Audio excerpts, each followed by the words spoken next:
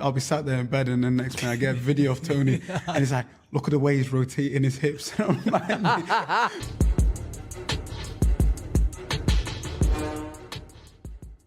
Hi and welcome to Shadowbox.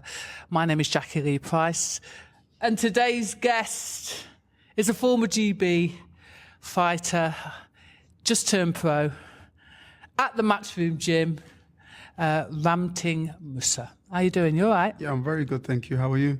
I'm good. I'm really good. Nice to see your face down in the legendary Matchroom gym, getting to work in with Spider.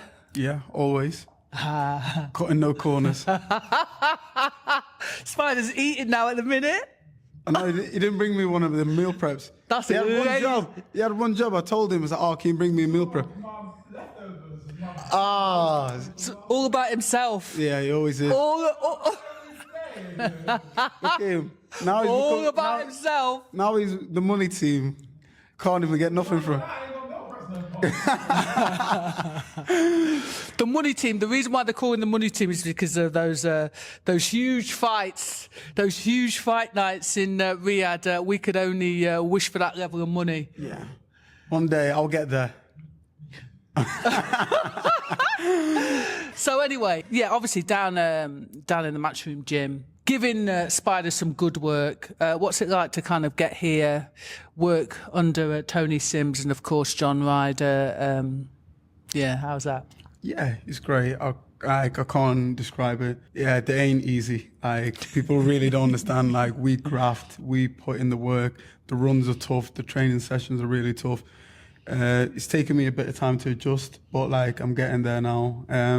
Obviously, can't get any better sparring than Craig. He's been there, done that. And then obviously you've got Jimmy, then you've got George as well. A lot of like middleweights to light heavyweights. So it's a lot of sparring, but good training as well. And obviously with John there with experience that he's boxed at the highest level at the weight I'm going to be competing at. There's no one better to learn everything off. I think what's great about this gym at the minute, I think I was talking to, Charlie Sims before and John Ryder, they were saying there's like this new injection of, no disrespect to Spider who's getting older now, but this new... I want to see his passport. This new injection of like fresh blood, and I guess it works out for him as well because obviously he's got to keep on his toes as well. What's that like, kind of coming here and working with all these new young professional fighters? Yeah, it's good. Obviously, I'm kind of coming and I'm still kind of new because obviously I haven't even had my professional debut. Like, they're still early on in their career, but they've had obviously more bouts than me. They've been there, experienced a bit more. So, like, it's just good to kind of like listen to their experiences, see how they've done over the last year or two. Obviously, George moving on, headlining shows now. Mm-hmm. And then Jimmy on his 7th or 8th consecutive knockout streak. Yeah, 9, is it? Just giving people licks. Yeah, that's it. Yeah, so just walking through people. But yeah, it's good. It's really good. It keeps it competitive and it's just good work. That's all I can say.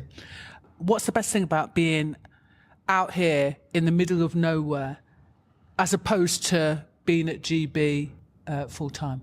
Like, obviously I don't live too far from here. I've relocated to Hutton in Brentwood, and there's not, obviously you can get into London, but obviously I don't know too many people. I just come here, do my work. The gym isn't too far, but the gym's in the middle of nowhere. Like, you aren't here to joke around. You're here to work. You're here to do a job. You're here to like really train hard and push your body to the max. Tony puts a lot of time and effort into like training us. He's there in the mornings for the runs. He's there. He checks up when we're sparring, when he's not. Like, it's not just a little job for him. He puts a lot of time and effort into it. So all you can do is replicate the same energy that he gives to you. I kind of start thinking that, you're almost hoping some days that he won't turn up so you can take a day off. Oh, yeah, he's turning up. He's first one on the runs. Oh, yeah. And then it's like your time start dropping, like, Ramtin, that was a little bit slower. I'm like, I'm sorry. Craig, you know about that, don't you? Your runs when your time goes down and Tony gets onto you. Oh, yeah, he's onto you. Don't let that slide. No, that's good, actually. It's good to hear, because at the end of the day, some people might just turn up for the money. Do you know what I'm saying? Yeah.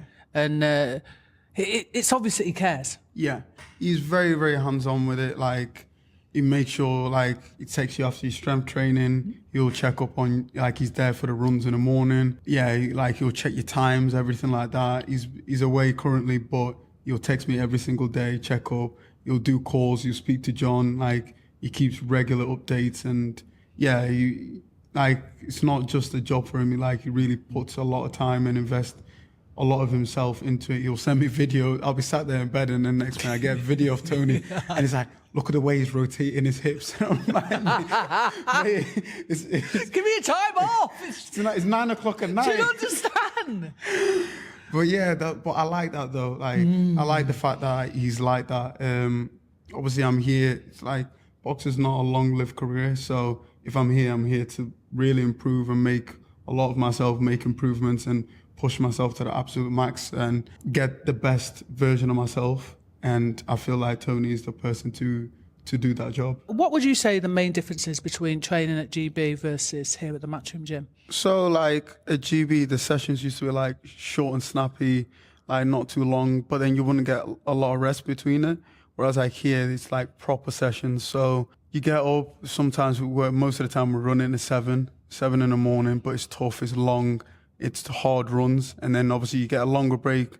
But say if I come in, I get ready, 2 skips, 2 normal shadow, then 2 weighted, then probably 6 rounds on the pads, then 4 rounds on a bag. Like, it's proper sessions. Like, it's tough, it's grueling. I would say more focus. Yeah, probably like, with there being like less of you, and I'm guessing you all have training times. Yeah, we all have training times. We have times that we come in and we get allocated times. And like, obviously the gym's busy, but then not too busy, if you got what I mean. Like, certain people are fighting at certain times, so I feel like always at one time there's not more than like probably like 4, maybe 5 at max, because certain people box at different times. Like at the moment it's only me and Craig, and then Jimmy and George boxed recently. So, and then once I fight, I think Maisie, is it not? Yeah, Maisie as well. She boxed recently. And I heard you say hopefully soon. It feels to me like there's a secret. Yeah, there is a secret. There's a secret and no one's talking about it. There's obviously, I can't disclose it right at this moment. I hear you. There's news dropping very There's soon. news dropping soon. To be fair, when you're in a gym, you can kind of feel a vibe when someone's kind of getting ready for a little something. Yeah. Do you know what I mean? Yeah. Nice. Yeah. Well, we look forward to that. Take me back. You were born in Ghana. Yeah.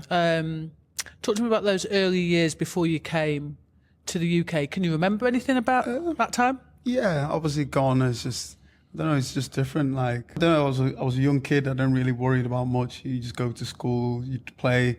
Like, obviously I'd never been to England, so I didn't know anything different. Like, you just... The school's different, though, isn't it? School different. Like, school is different because you can get away. Listen, I lived in the West Indies, and trust me, the stuff you can get away with, you can get away with here at school. Oh, mate, yeah, none of that. You can't play them games. Oh, you can't play. I remember the days of getting caned. So it's like, get caned at school, and then come home and by your parents for getting caned. For getting caned. Yeah. Do you know what? I remember saying to a teacher in Trinidad, they don't hit us at school in England, and she looked at me and was like, "You're not in England anymore." Yeah.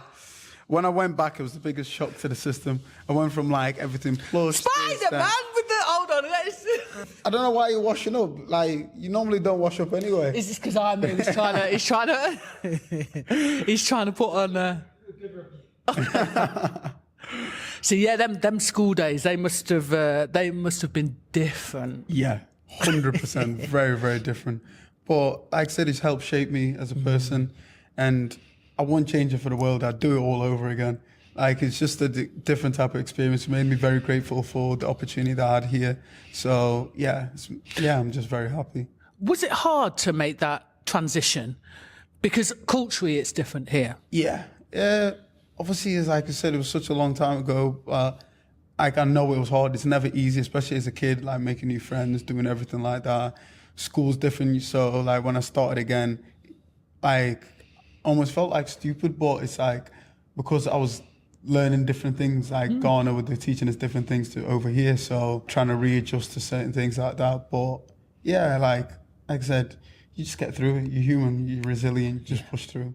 Also, I think kids as well, don't they? They're kind of, it's just like easy to make friends in it, easy to kind of take everything in your stride. So talk to me about boxing. Why did you get in boxing and what age did you start? So I got into boxing because I used to play football, and a few of the lads were going down there for like extra fitness. There's no better fitness than boxing. So I went down there, and then like after like my first session, like my coach at the time, Mark Smith, was like, "Oh, like you got something. Like if you apply yourself, you got something." I kind of did it, but half in it, half out. Like he's very like old school, so like he was like chuck you in there with anybody. So we had a few like regional champions, like borderline national champions. I was sparring him, I had like no fights. I was just getting absolutely leathered. I hated it. They are the worst sessions. Oh, I hated it. I was forgetting my gum shield, everything. I didn't want to be there. Oh God. And it's like one time, like my dad is one of them, like he's very supportive, but he's not very hands-on in the sense like tough love. Yeah, no, not even that. He just doesn't believe. He doesn't want to be one of them parents that like stands over the kid and forces the kid to go. Yeah, yeah. My gym was only 15 minutes away from my house, so I could always walk there. Like I could get there if needed a lift, but he wasn't going to be one of them dads just sat there every session making sure, shouting at me and stuff like that. He was like, it's hard enough sport, so if you're trying to force your kid to do something that he doesn't want to do, especially when you're getting bashed up. Especially when you're getting bashed up, like it's not going to be good. That's what I feel like a lot of teenagers, the minute they get a bit older, they all just kind of like fall off because the parents aren't on them anymore. They're a bit more adults. So sometimes they're doing it for their parent, aren't they?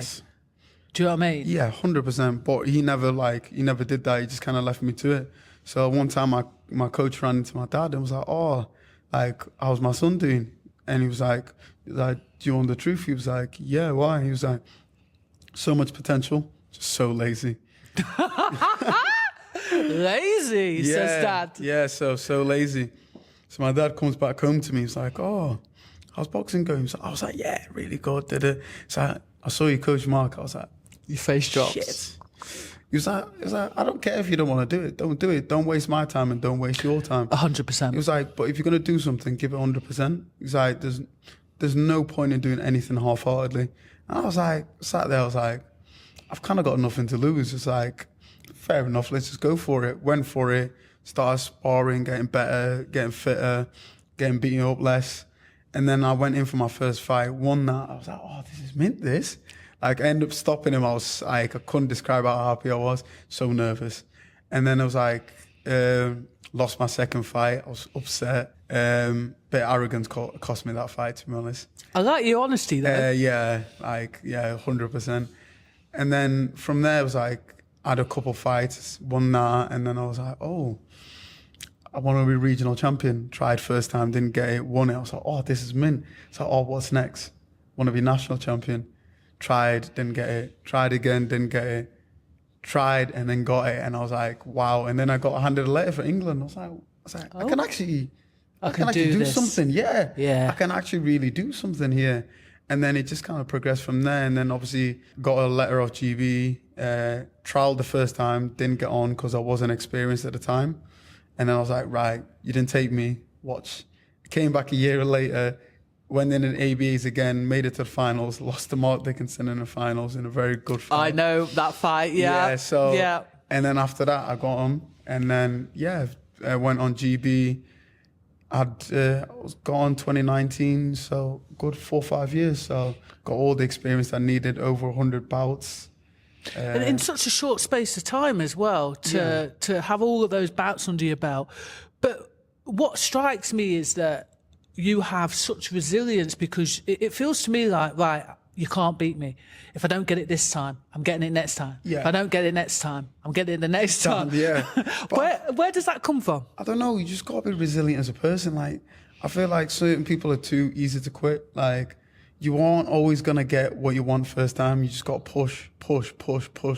Like, the world's gonna beat you down. You just gotta keep on getting back up, and that's what I believe in. And that's my dad is my real inspiration of like hard work and dedication. Like just keep on going, like keep on going. Like the opportunity will arise.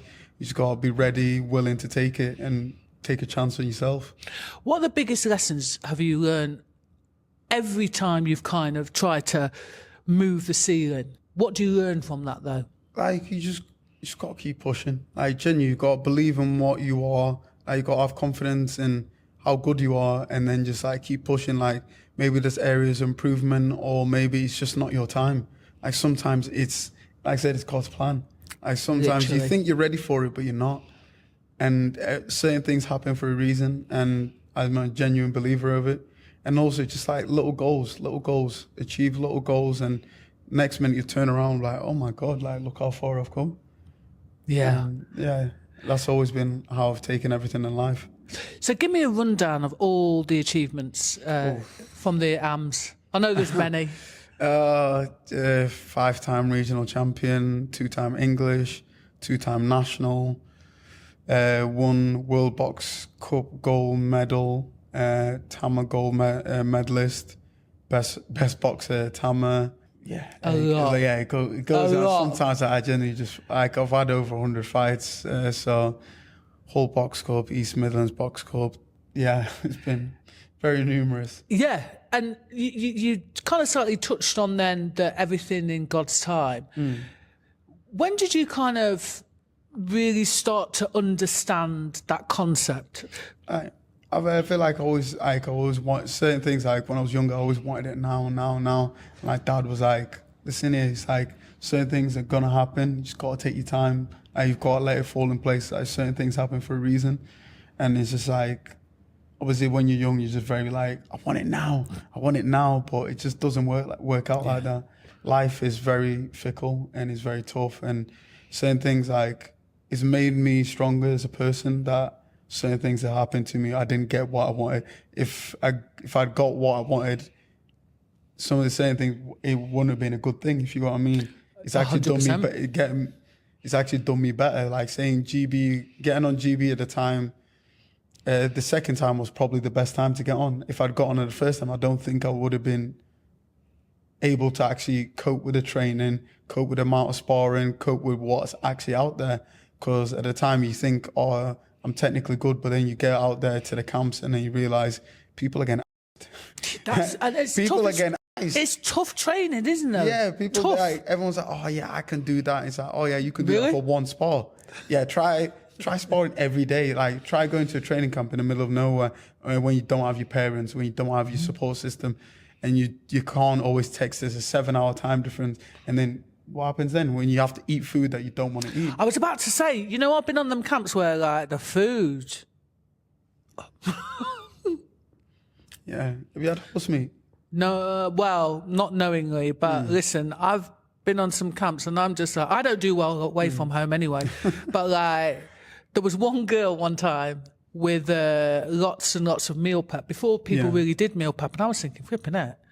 Then I got it. Yeah, like when you go to some of these camps, taking tins of sardine, like without oil, no dressing. Yeah, nothing. Just like, I used to get the tomato ones. Tomato, you know what I mean? Tomato ones, and then all I needed was rice. Rice and a little bit of veg, and I'm ready. You gotta make do. Yeah. Like, you go from luxury living, Nando's round the corner, this and that, and then you're stuck in a mountain in the middle of Kazakhstan. You don't know where, the nearest shop's 2 hours walk. Then it's looking a bit crazy then. But also, I'm guessing it builds a mindset. Oh, 100%. Like, I've like some of the experience that I've had with the lads in camps like that, it's been amazing.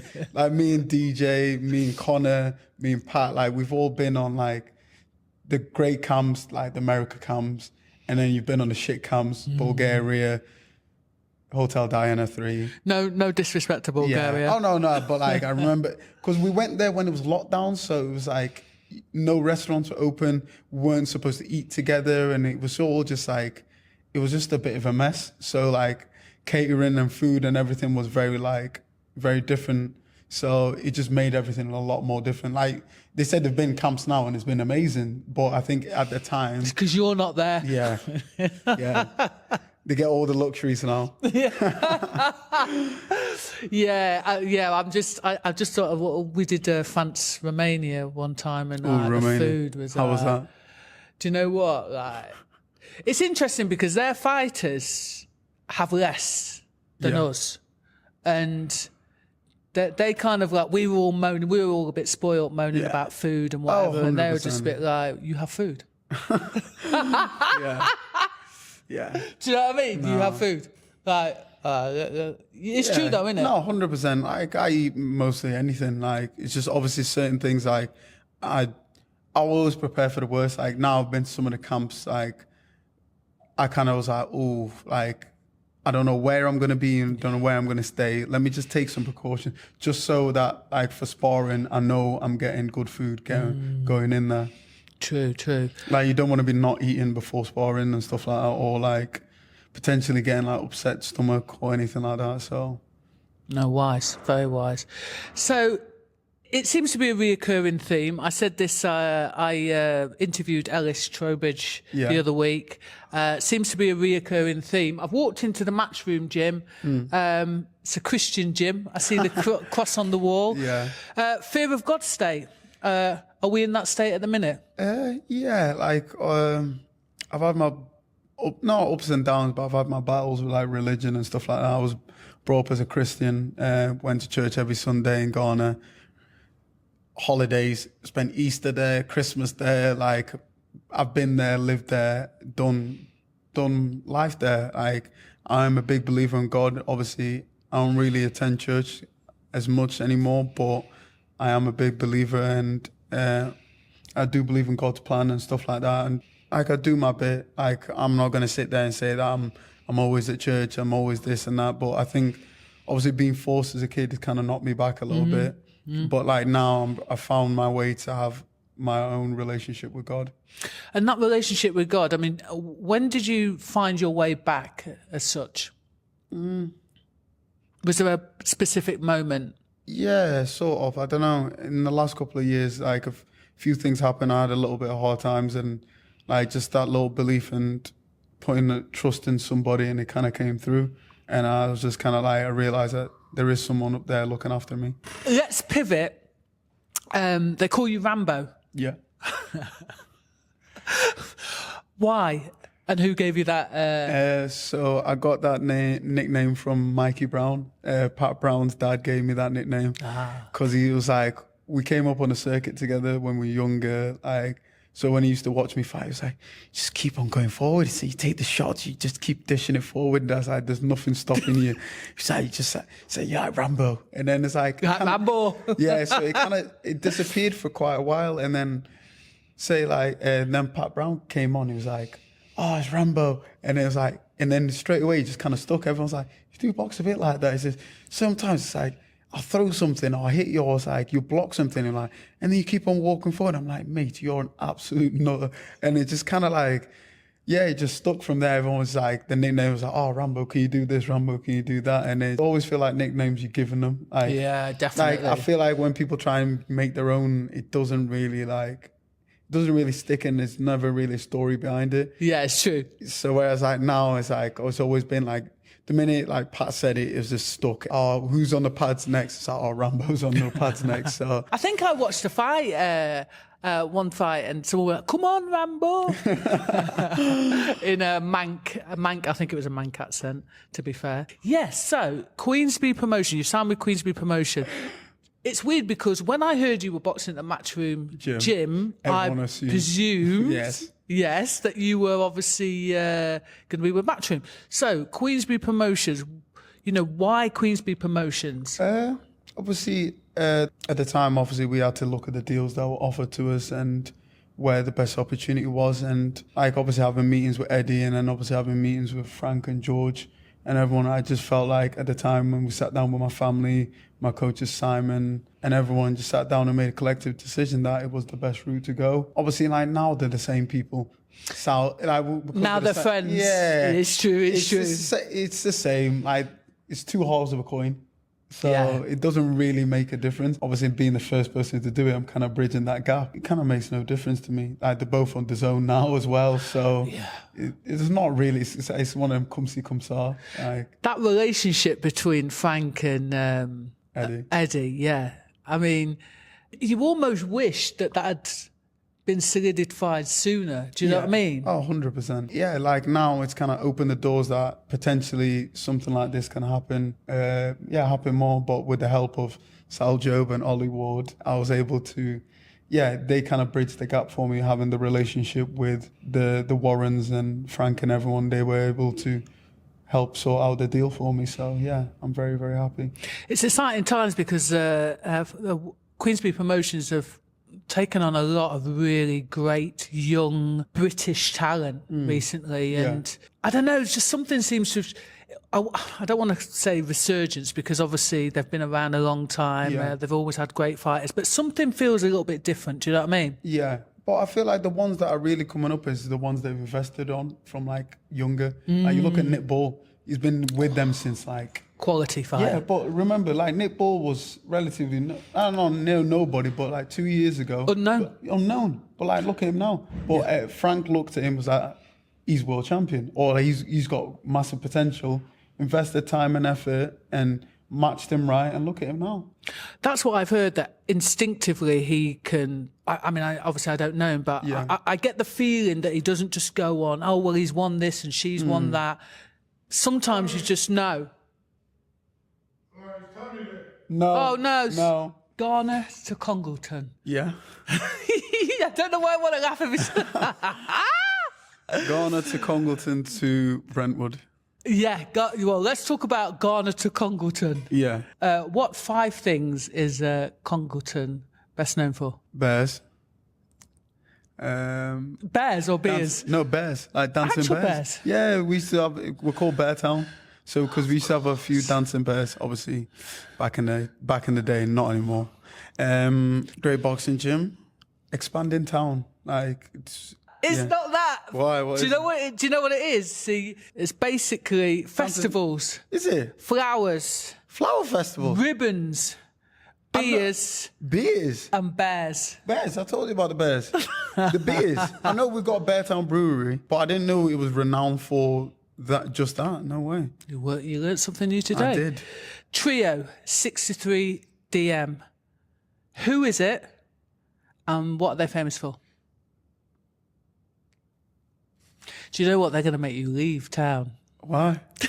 Oh, no. It's a famous dog. Army dog. Yeah, famous army dog that saved many lives in Afghanistan. From where? From Congleton. You joking? Yep. The guy's... his owner's from Congleton. Is there a statue? There is a statue. Is it? Oh my God. Come on. Oh, mate. Don't ever put this out. Jacqui's educating you on Congleton. And do you know what? He won an award as well. Did he? Yeah. I'm telling you, 90% of Congletonians would know this. Yeah, apparently he won an award that is the equivalent to the Victoria Cross, but for an animal. How long ago was this, though? Oh, I don't. That bit I don't. Yeah, so... Listen, at least I knew and you don't. You did your research to come and ask me this question. It's true. I was right about the bear, though. Dancing bear. One thing.